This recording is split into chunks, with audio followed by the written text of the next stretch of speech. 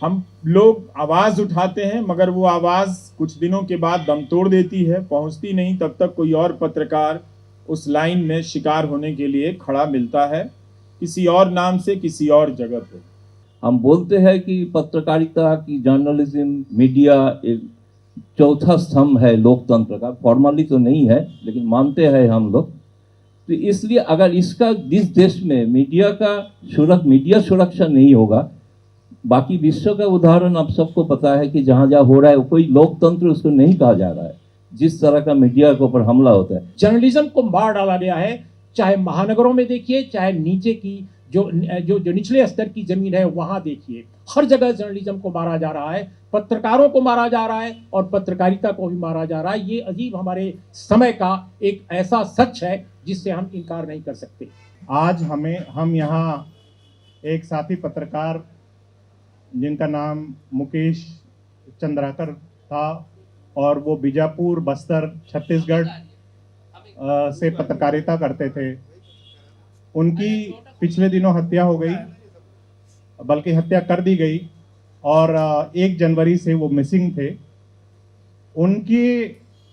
उनको याद करने के लिए और उनको न्याय मिले, इसके लिए आज हम यहाँ जमा हुए हैं।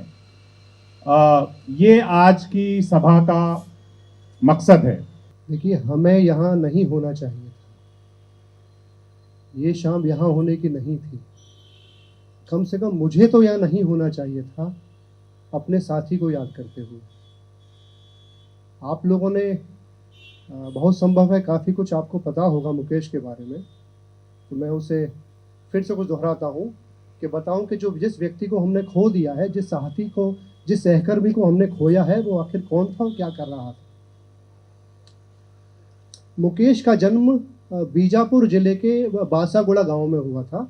बासागुड़ा अगर आपको पता हो तो एक समय वो नक्सलियों का बहुत बीहड़ इलाका हुआ करता था और बासागुड़ा वो जगह है जहां 2012 की जून में जहां सिक्योरिटी फोर्सेस के एक एनकाउंटर में 17 निर्दोष आदिवासी मारे गए थे और वो ऐसे ही वहाँ उस जगह पैदा हुए थे।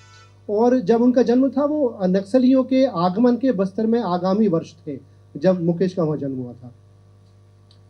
उसके कुछ समय बाद जब मुकेश की उम्र बहुत कम थी, उनके पिता का वहाँ देहांत हो गया और फिर उसके कुछ ही समय बाद, जो अपने अर्ली टीन्स में थे मुकेश का परिवार बहुत ही भीषण सलवा जुडम की हिंसा में घिर गया। आप कल्पना कीजिए, एक बच्चा जब जंगल की दुनिया में अपनी निगाह, अपनी दृष्टि को देखना शुरू कर रहा है, आसपास की दुनिया को, वह सलवा जुडम की हिंसा से विस्थापित हो जाता है। तो मुकेश बहुत कम उम्र में सलवा जुडम के दौरान विस्थापित हुए और वो अपनी माँ और अपने भाई के साथ एक शरणार्थी कैंप में जाकर रहने लगे। ये मुकेश के आरंभिक दिन है। उनका जीवन लेकिन वहीं तक नहीं सिमटा। उसके बाद एक और विस्थापन हुआ और मुकेश का परिवार एक दूसरे रेफ्यूजी कैंप में जाकर रहने लगा। ये मुकेश के, आप देखिए कि ये किस तरह से the making of a journalist, the making of a human being, शुरू के 17-18 साल वो कितनी गहरी त्रासदी में बीत रहे हैं। और ये वो समय है जहाँ इर्द गिर्द भीषण युद्ध छिड़ा हुआ है भारतीय सिक्योरिटी फोर्सेस और नक्सलियों के बीच में, जिसमें मुकेश जैसे कई सारे परिवार पिस रहे हैं। इसी दौरान कुछ एक साल बाद, जब मुकेश की उम्र फिर से बहुत कम है, कुछ ज़्यादा नहीं है, मुकेश की माँ का भी देहांत हो जाता है कैंसर से। ऐसी स्थिति में आप कल्पना कीजिए कितना मुश्किल रहा होगा किसी करियर जैसी चीज़ के बारे में सोच पाना। लेकिन उस व्यक्ति के अंदर एक जज्बा था कि उन्हें लगा कि अगर मैं शायद कुछ कर सकता हूँ तो यहाँ की कहानियाँ, यहाँ की खबरें, इस जंगल के बारे में दुनिया को बता सकता हूँ। वहाँ से मुकेश के भीतर वो पैशन शुरू होता है। करीब 10 बरस मुकेश ने फ्रीलांस जर्नलिज्म की। रायपुर और दिल्ली के कुछ अखबारों, कुछ चैनल के लिए वो चुटपुट लिखा करते थे, जहां अक्सर उनके साथ होता था, जो आप सभी लोगों को पता है, उनकी बाईलाइन अक्सर लोग चुरा लिया करते थे। ये इतनी त्रासदी है छोटी जगहों के रिपोर्टर्स के लिए कि उनका काम होता है, इनपुट्स उनके होते हैं, वीडियोस उनके होते हैं और उस वीडियो को, उस इनपुट को बड़े शहरों के राजधानी के पत्रकार उसको ट्वीट करके उसका अपना नाम कमा लेते हैं। आप जानते हैं कि वो वीडियो वो लोग व्हाट्सएप ग्रुप में शेयर करते हैं गुड फेथ के साथ, लेकिन उस वीडियो को यहाँ बैठा कोई इन्फ्लुएंसर अपने हैंडल से शेयर करता है, वो अचानक से भयंकर रूप से वायरल हो जाता है और हमें नहीं मालूम पड़ पाता कि आखिर वो वीडियो आया कहाँ से था। वो वीडियो, वो जानकारी, वो सूचना मुकेश जैसे पत्रकार लाया करते थे। 10 बरस तक इस त्रासदी को झेलने के बाद कि जब वो लगातार देख रहे हैं कि मेरी आवाज़ की कहीं कोई वैल्यू नहीं है, तब मुकेश को लगा कि अब मुझे अपना यूट्यूब चैनल शुरू कर लेना चाहिए। और ऐसे में मुकेश ने अपना यूट्यूब चैनल शुरू किया, जिसे आप देख सकते हैं, शायद आपने देखा भी होगा, जिसका नाम है बस्तर जंक्शन। वो समय था जब बस्तर में, थोड़ा सा इसलिए बता रहा हूँ आपको कि 2021-22 के आसपास बस्तर के कई सारे स्थानीय पत्रकारों को लगा कि यूट्यूब ने उन्हें वह माध्यम दे दिया है जिसके जरिए वे रायपुर और दिल्ली के आकाओं को एकदम बाईपास करके अपने दर्शक के साथ सीधा संवाद कर सकते हैं। यहाँ से मुकेश की पत्रकारिता की एक सेकंड जर्नी, या कहें तो एक सेकंड इनिंग शुरू होती है, जहाँ से वे कहीं अधिक चर्चित हो जाते हैं। उनका चेहरा हम में से कई लोग जानने पहचानने लगते हैं। ये उनका ये दूसरी इनिंग है। इस दूसरी इनिंग में उनके साथ लेकिन कई सारी समस्याएं भी जुड़ जाती हैं, क्योंकि जितने वो चर्चित होते जाते हैं उतना ही उन पर स्थानीय पुलिस प्रशासन इत्यादि का दबाव आ जाता है। आज मैं इस साहब उन्होंने जो बोला उसके साथ एक ही जोड़ना चाहता हूँ कि वो एनडीटीवी के लिए भी काम करते थे एज ए स्टिंगर और फ्रीलांसर। उसका लास्ट प्रोग्राम एनडीटीवी में ही था, एक कवरेज। तो हमारा मैनेजिंग कमेटी का मेंबर है अदिति, जो एनडीटीवी में काम करते हैं, वो सारे उनका साथी वहाँ का जो के साथ काम किया, तो साथी ने उनके बारे में क्या कहा उसका भी यहाँ पे एक वीडियो रिकॉर्डिंग है 10-15 मिनट का। वो हम चाहते हैं कि थोड़ा धूप कम हो जाए, उसके बाद हम तो आपको दिखाएंगे, आप सुनेंगे ज़रूर, तो पता चलेगा वो कैसे पत्रकार रहा था। माधव जी ने तो पूरा बताया। मैं सिर्फ यही कहूँगा कि ये निश्चित तौर पे एक शौक का तो दिन है ही, साथ साथ मेरा मानना है कि इससे हम लोग को एक रिजॉर्व लेने का भी दिन है कि इस तरह का निष्पक्ष पत्रकार का ऊपर ऐसे हमला होते रहेंगे। हम सिर्फ एक शोक सभा करेंगे, इसी में हमको लिमिटेड नहीं होना चाहिए। इसके बारे में सब मिलके हमें सोचना चाहिए आगे हम कैसे बढ़ेंगे, कैसे सरकार को जो अकाउंटेबिलिटी पत्रकार के ऊपर, कारण भारत का जो संविधान है उसमें आप सबको पता ही है कि 19(1)(a) clause gives a right to the people freedom of expression and freedom of speech. तो उसके जो संविधान का मुझे लगता है कि इससे इनका जो हत्या हुई है, ये सिर्फ इनका व्यक्तिगत हत्या नहीं है, भारत का संविधान का जो फ्रीडम ऑफ एक्सप्रेशन का जो धारा है उसका भी हत्या हुई है। हैदराबाद में ईटीवी का मुख्यालय था, वहाँ पर एमपी छत्तीसगढ़ चैनल चलता था और मुकेश हम लोगों के साथ छत्तीसगढ़ से बीजापुर के लिए रिपोर्टिंग करते थे।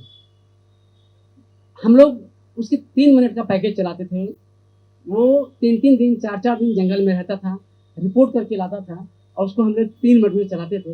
उसका जब पैकेज चलता था तो बहुत खुश होता था कि कम से कम ओरिजिनल टीवी पे हमारा चल रहा है। आप बस्तर जंक्शन पे जो आज उसकी वीडियोस देख रहे हैं, रिपोर्टिंग देख रहे हैं, जब उसने ईटीवी छोड़ा उसके बाद उसने अपना ये जो है बस्तर जंक्शन चालू किया। उसके पहले उसकी जो तमाम खबरें थी, मतलब भ्रष्टाचार से लेकर के नक्सलियों के बीच जा करके या नक्सल हिंसा जब जब होती थी, सबसे पहले वो घटनास्थल पहुंचता था। वहाँ से वो वीडियो फुटेज जो है उसकी कोशिश होती थी कि सबसे पहले हम अपने चैनल में, जिस चैनल वो काम कर रहा है, ईटीवी के लिए काम कर रहा था, वहाँ वो पहुँचा और वो करता था, दिन रात उसके लिए वो लगा रहता था। उसके जैसा जुनूनी पत्रकार मैंने, मतलब बस्तर में बहुत सारे लोग हैं, लेकिन मुकेश जैसा जुनूनी पत्रकार जो है, जो दिन रात कुछ नहीं देखता था, बिहार में जाता था, वहाँ से स्टोरी करके लाता था और फ़ोन करता था, दादा 3 से 4 दिन मैं जंगल में रहा हूँ, मैंने ये स्टोरी भेजी है। उसने ऐसी स्टोरी भेजी जब एनकाउंटर हो रहा है, फायरिंग हो रही है दोनों तरफ से, वहाँ से वो, मतलब दोनों तरफ से फायरिंग हो रही, नक्सलियों और पुलिस के बीच फायरिंग हो रही है, वहाँ से वो स्टोरी कर करके भेजता था और हम लोग उसको चलाते थे। मैं बस्तर गया हूँ और मैंने देखा है कि कितना कठिन है वहाँ पर जीना, तो फिर पत्रकारिता करना कितना कठिन होगा इसकी कल्पना तो आप सब पत्रकार कर सकते हैं। जहाँ जीना ही कठिन है, किसी भी सामान्य व्यक्ति का, किसी भी आम आदमी का, वहाँ पर पत्रकारिता करना कितना चुनौतीपूर्ण है, ये वाकई इसका एहसास किया जा सकता है अगर हम इसको सोचें। लेकिन कई बार देखते हैं कि हम जो दिल्ली में रहते हैं या मुंबई में रहते हैं जर्नलिस्ट, वो इस बात का एहसास नहीं करते कि जो ग्रास रूट माने जो ज़मीनी स्तर पर जर्नलिज्म कर रहे हैं उनके सामने क्या मुसीबतें हैं, क्या कठिनाइयाँ हैं। हम उनको 2म दर्जे या 3री श्रेणी या 4थी श्रेणी का पत्रकार समझते हैं। ये बहुत गलत फहमियाँ हमारे पास हैं, क्योंकि हम अगर देखते हैं कि जो हेलीकॉप्टर पे चढ़ के दूर दराज के इलाकों में पत्रकारिता करने वाले टेलीविज़न के पत्रकार हैं, बड़े बड़े नेताओं, बड़े बड़े मंत्रियों और बड़े प्रधानमंत्रियों और तमाम बड़े ओहदेदारों के साथ गलबहियाँ करते हुए मीठी मीठी अच्छी अच्छी बातें करने वाले लोग हैं। उनको हम समझते हैं कि ये बहुत बड़े पत्रकार हैं, लेकिन असल कहानी तो वो पत्रकार लिखते हैं जो जीवन को जी रहे हैं, कठिनाइयों में जी रहे हैं और साथ में साथ समाज और जीवन के बारे में लिख भी रहे हैं। मुझे लगता है मुकेश चंद्राकार इसी तरह के एक बहुत ही महत्वपूर्ण पत्रकार थे। और दूसरी बात दोस्तों, यह भी कई बार गलतफहमी होती है कि जो ज़मीनी स्तर पर लिख रहे हैं और जो राजधानी में काम कर रहे हैं, बड़े महानगरों में काम कर रहे हैं, दोनों बिल्कुल अलग अलग दुनिया के लोग हैं। ऐसा बिल्कुल नहीं है। आप देखिए, महानगरों में भी जो पत्रकार बड़े ओहदेदारों से गलबहियाँ नहीं कर रहे हैं, उनके साथ क्या बीत रही है।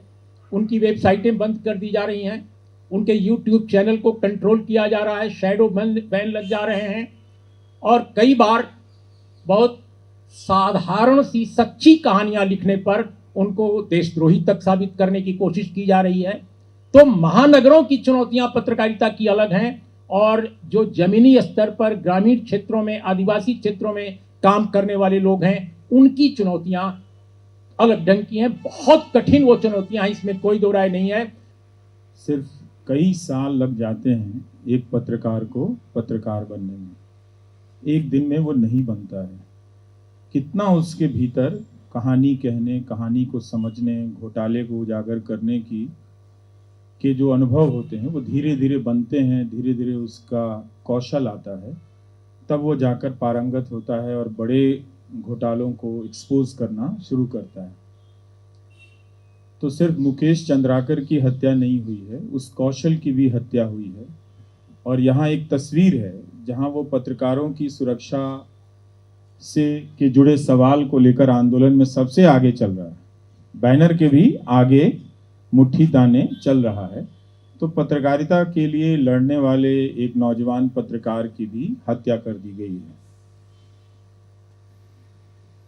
ये देखना सुखद रहा कि छत्तीसगढ़ के सभी पत्रकार मुकेश चंद्राकर को काफी निकटता से जानते हैं, उसके काम के बारे में, काम को लेकर उससे परिचित हैं।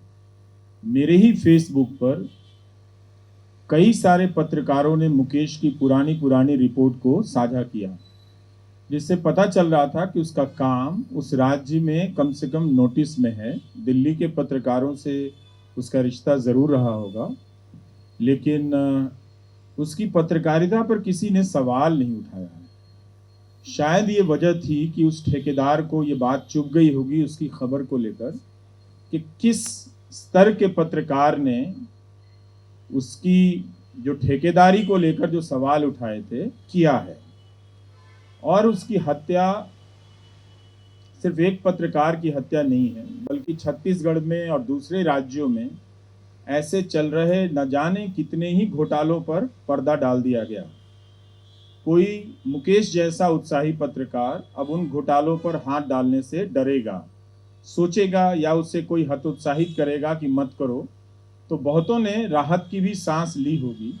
क्योंकि हुआ ये है कि जो संस्थानिक मीडिया है उसने इस तरह की खबरों पर हाथ लगाना बंद कर दिया है। अब YouTube या निजी स्तर पर जिनके जिस रूप के प्लेटफॉर्म हैं, वो अपने जोखिम पर इस तरह की खबरें कर रहे हैं हर राज्य में। इसलिए आप देखिएगा कि पहले उनका टकराव प्रशासन से होता है, प्रशासन उन पर तरह तरह की बंदिशें लगाता है, तरह तरह के मुकदमे करता है, और ये आए दिन की घटना हो गई है। Editors guild, press club, IWPC, ये 3 संस्थाएं हैं जो बहुत सजगता के साथ और त्वरित गति से अपनी प्रतिक्रिया जाहिर करती हैं। लेकिन इसके बाद भी जो प्रशासन का मन बढ़ा है कि पत्रकारों को किसी तरह कुचल देने का, क्योंकि उसे पता है कि अब इनकी सुरक्षा हटा ली गई है, अब इनके पास कोई सुरक्षा कवच है नहीं, तो उसका दमन करना उस अफसर के लिए भी बहुत ज़्यादा आसान हो गया है। तो ये एक सिस्टम ने भी संकेत कर दिया है कि अब हम पत्रकार को किसी भी प्रकार का अपना सहयोगी मानकर नहीं चलते इस लोकतंत्र की यात्रा में। तो कहीं भी दिल्ली में जैसे उर्मिलेश जी कह रहे थे कि हटाए जा रहे हैं, और छोटे जगहों पर मुकदमों में फंसाए जा रहे हैं और मारे जा रहे हैं। मुझे लगता है दोस्तों कि सच यह है कि लोकतंत्र चूंकि हमारा मर रहा है तो मीडिया भी मर रहा है। जहां भी लोकतंत्र मरेगा मीडिया जिंदा नहीं रहेगा, और ये हकीकत, ये असलियत भारत की है।